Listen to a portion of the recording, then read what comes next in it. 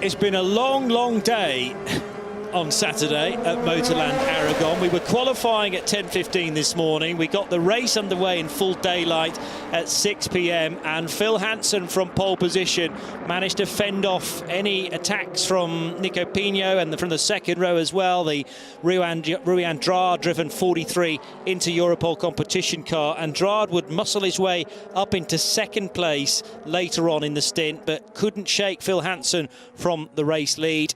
Meanwhile, very, very busy on several occasions into the hairpin at the end of the lap, with the number 19 Team Virage car putting the squeeze on a couple of LMP3 machines. Number 4 not carrying damage at that point, but later on it would do. This was a horrible moment for Johnny Lawson in the Formula Racing Ferrari and for Rui Andrade in the LMP2 car. The two connecting on the run into the corkscrew at turn 8. It would put the Ferrari out on the spot, and although Rui Andrade would limp back to the pits, the team at Inter Europol competition would not be able to repair the rear damage, and Rui Andrade stepping away from the car there, signatures confirming that the car would be out of the race. Meanwhile, for those that survived the opening exchanges, some great battling within LMP2, particularly in the LMP2 proper category, or the non-Pro-Am category, with the silver drivers. And likewise, actually, a really good duel in the early stages between the Pro-Am leaders of Sally Jolic and Giorgio Roda for Racing Team Turkey and Proton, respectively. Diving down the inside there was the 47 car, and there was a bit of afters as well with the 65 Panis racing machine. So that was Tymon van der Helm getting stuck in with Richard de Gueras.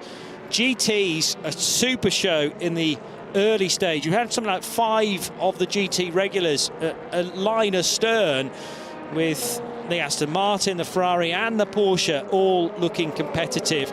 You can tell that the light was getting longer, the shadows growing as well, and that more golden light appearing as the sun started to move towards the horizon for an 8:45 sunset. United Autosports bolting on a new set of tyres for their second driver, Marino Sato, and he would be charging his way up the order before eventually handing the car over to Ollie Jarvis for a couple of rapid stints on brand new tyres.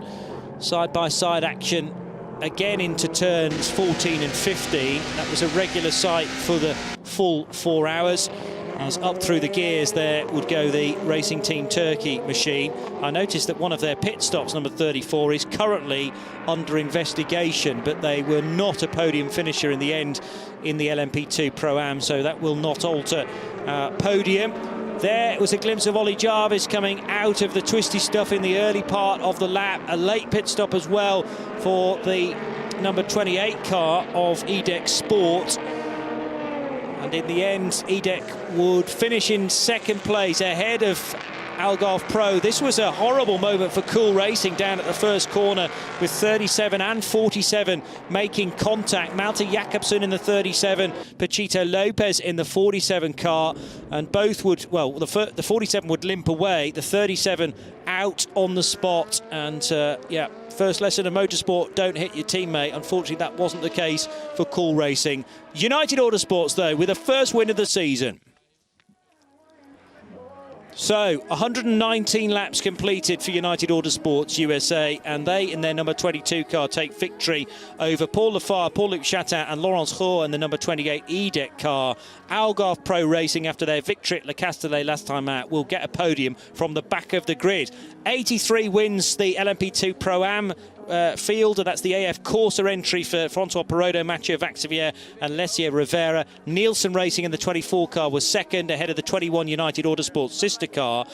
LMP3 won by Cool Racing in the number 17, ahead of Wochenspiegel Team Monschau with Rinaldi Racing, and Ultimate in the number 35, finishing also on the podium in third. And in the GTEs, it's Kessel Racing with their 57 bright yellow car of Takeshi Kimura, who started. Scott Huffaker did the middle stint, and Davide Rigon bringing it home ahead of the 16 Proton competition Porsche and the 93 Proton car. That, the Michael Fassbender car that, remember, was in a spin after a collision with Duquesne. He was stuck facing the pit wall for over a minute, but